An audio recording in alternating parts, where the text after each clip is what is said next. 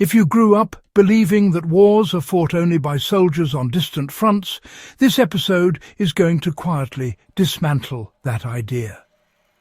Modern total war required something far more ambitious than weapons and uniforms. It required governments to reshape how ordinary people thought, reasoned, feared, obeyed, conserved, and even hoped. This was not accidental. It was deliberate, systematic, and deeply psychological. During the 20th century, especially the world wars, states realized that victory depended on civilians thinking correctly under pressure. What followed was one of the largest behavioral training programs in human history, aimed not at armies, but at entire populations. Once you see how it worked, you start noticing its fingerprints everywhere, even today. The realization that civilian psychology was a strategic resource. Before industrial warfare, civilians were largely spectators to conflict. That changed when factories, farms, railways and cities became military assets.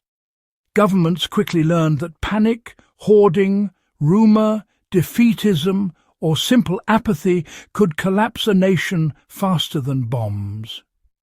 As a result, civilian thinking itself became something to be managed. Ministries of information, propaganda offices and civil defence boards were created not merely to inform, but to condition behaviour.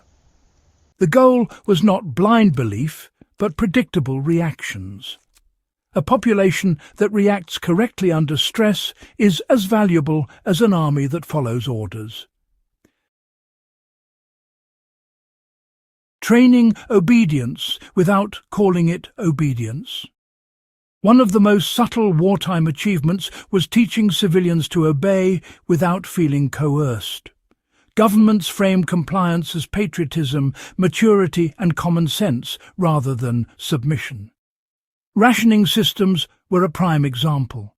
Citizens were taught to see limits not as deprivation but as moral contribution. Posters, radio broadcasts and school lessons reinforced the idea that wasting food was aiding the enemy. Over time, people internalized discipline. In practical terms, this shows how authority works best when it aligns restraint with identity. Even today, survivalists can learn from this by understanding that sustainable discipline is easier when framed as purpose-driven rather than fear-driven. Conditioning risk perception and fear responses. Governments did not want civilians constantly terrified, nor did they want them careless. The solution was controlled fear. Air raid drills, blackout exercises, and gas mask training were designed to normalize danger.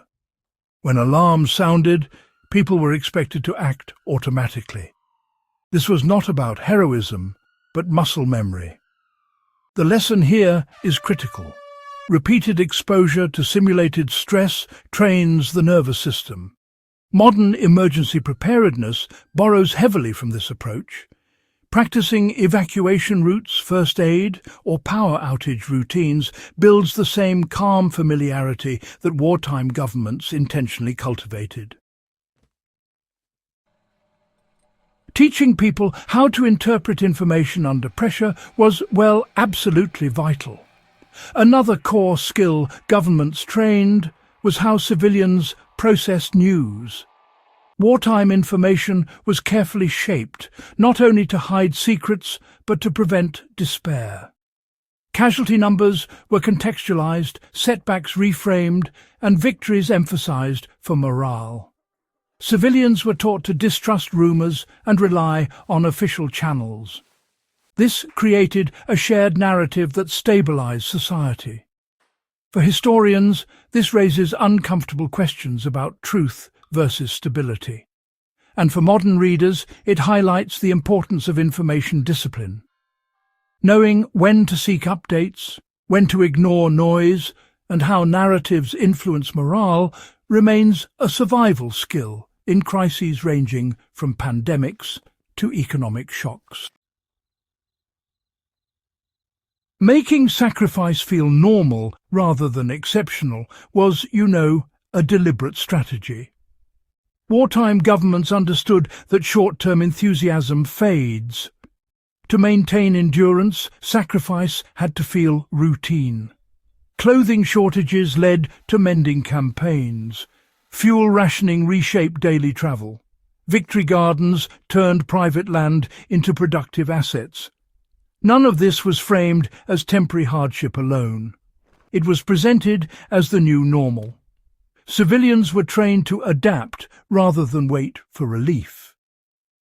This is one of the most transferable lessons for survival-minded viewers.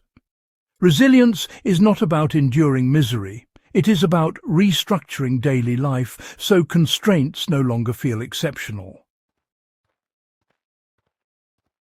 Training civilians to police themselves and each other. Perhaps the most powerful tactic was decentralizing enforcement. Governments encouraged neighbors to remind neighbors about blackout curtains, ration misuse, or careless talk. This reduced the need for direct authority while increasing compliance. Social pressure replaced force. The result was a population that regulated itself. From a historical standpoint, this explains how states maintained order with limited resources. From a practical standpoint, it shows the double-edged nature of community enforcement. In preparedness planning today, strong local norms can either enhance cooperation or fuel conflict, depending on how they are shaped. Preparing civilians for moral ambiguity and loss. Wartime thinking also required emotional training. Governments quietly prepared civilians for grief, loss, and moral compromise. Memorial rituals, honor rolls, and controlled language around death helped people absorb tragedy without paralysis. The public was taught how to mourn while continuing to function. This is rarely discussed, but it was essential. Serious students of history should recognize this as emotional logistics. In modern terms, crisis readiness includes psychological acceptance that not everything can be saved, fixed, or reversed. Why this training still matters today. The most striking thing about wartime civilian training is how enduring it is. Emergency broadcasts, public messaging during crises, ration-style controls, and appeals to collective responsibility all follow templates refined during total war. Understanding this history gives you clarity. It helps you see when messaging is designed to calm, motivate, redirect, or constrain. For survivalists and historians alike, this knowledge sharpens awareness rather than breeding cynicism. It allows you to prepare mentally, socially, and practically for periods when governments once again need civilians to think in specific ways. If this deep dive added new layers to how you understand wartime societies and human resilience under pressure, make sure you subscribe to Iron Age Instincts. Share this episode with anyone serious about history, preparedness, or the psychology of survival.